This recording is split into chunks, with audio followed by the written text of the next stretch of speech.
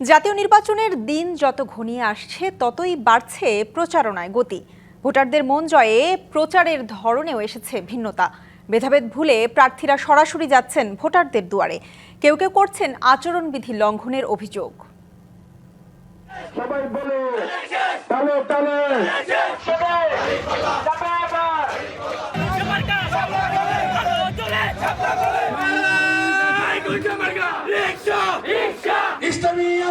ত্রয়োদশ সংসদ নির্বাচনে প্রচারণার ষষ্ঠ দিন। নগর থেকে গ্রাম সকাল সন্ধ্যা ছুটছেন প্রার্থীরা। ধর্ম, বর্ণ, পেশার ভেদাভেদ ভুলে যাচ্ছেন ভোটারের দরজায়। চট্টগ্রামের বিভিন্ন আসনের প্রার্থীরা চষে বেড়াচ্ছেন নির্বাচনী মাঠ। এলাকাভিত্তিক সমস্যার সমাধান ও উন্নয়নের আশ্বাস দিয়ে চেষ্টা করছেন ভোটারদের সমর্থন আদায়ের। যে সমস্ত সন্ত্রাসীরা এলাকা ছেড়ে পালিয়েছে তাদেরকে পর্যায়ক্রমে এলাকায় এনে পুনর্বাসনের পরিকল্পিত একটা চেষ্টা চলছে। পরিবেশের উন্নয়নের জন্য এবং আমাদের আমূল শিক্ষা ব্যবস্থার পরিবর্তনের জন্য আমি কাজ করব ইনশাআল্লাহ। কক্সবাজারের নির্বাচনী জনসভায় বিএনপির প্রার্থী সালাহ উদ্দিন আহমদ বলেন, তার দল রাষ্ট্র ক্ষমতায় গেলে দেশের পক্ষের শক্তিকে পাশে পাবে মানুষ। পূরণ হবে উন্নয়ন, শক্তিশালী গণতন্ত্র ও গণঅভ্যুত্থানের শহীদদের প্রত্যাশা। বিএনপির যা কিছু উন্নয়ন পরিকল্পনা, রাষ্ট্র ভাবনা, দেশের নিরাপত্তার ভাবনা সবকিছু এই দেশকে কেন্দ্র করেই দানের শেষের প্রতীকে ভোট দিয়ে বিএনপির প্রার্থীকে সমস্ত জায়গায় সারা দেশে আপনারা জয়যুক্ত করুন।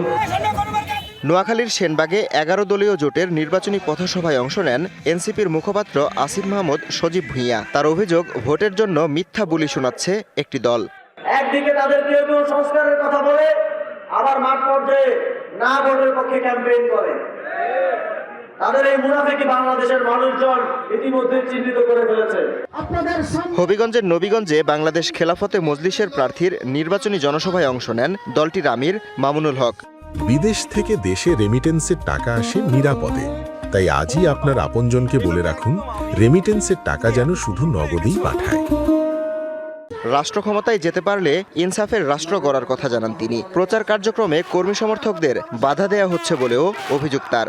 যদি এই অপতৎপরতা বন্ধ করা না হয়, আর যদি আমার কোন মেয়ের হিজাব নিয়ে টানাটানি করবার দুঃসাহস দেখানো হয়, যে আগুন জ্বলবে, সে আগুন নেভানোর শব্দ বাংলার কোনো শক্তি হবে না। টাঙ্গাইল শহরে নির্বাচনী পথসভায় সুষ্ঠু, অবাধ ও নিরপেক্ষ নির্বাচনের দাবি জানিয়েছেন ইসলামী আন্দোলন বাংলাদেশের নায়েবে আমির। দেশকে যদি সুন্দর করতে হয়, ইসলামের শক্তি উত্থান করতে হয় এবং মানবতার কল্যাণ যদি নিশ্চিত করতে হয়, তাহলে হাত পাকা প্রতীকের বিকল্প বর্তমানে আর কোনো দলের মার্কার নেই। নির্বাচনী জনসভায় সিলেট ৬ আসনের জামায়াত প্রার্থী বলেন, নির্বাচিত হলে নিরাপত্তা প্রতিষ্ঠায় এবং মামলা বাণিজ্য বন্ধ করতে কাজ করবেন। কিছু থানার দালালেরা দারোগা সাহেবদেরকে ব্যবহার করে পুলিশকে পাঠায় এবং মামলার নামে বাণিজ্য করে। ইনশাআল্লাহ আমি যদি নির্বাচিত হই, এই ২ উপজেলায় পুলিশ আমাকে জিজ্ঞেস না করে কারো বাড়িতে যাইতে পারবেন না। সমতলের পাশাপাশি পার্বত্য জেলার রাঙামাটি, খাগড়াছড়িতেও নির্বাচনী গণসংযোগে ব্যস্ত প্রার্থীরা। শুধু প্রতিশ্রুতি নয়, শুনছেন ভোটারদের নানা দাবির কথাও। Habibur Rahman, DBC news desk.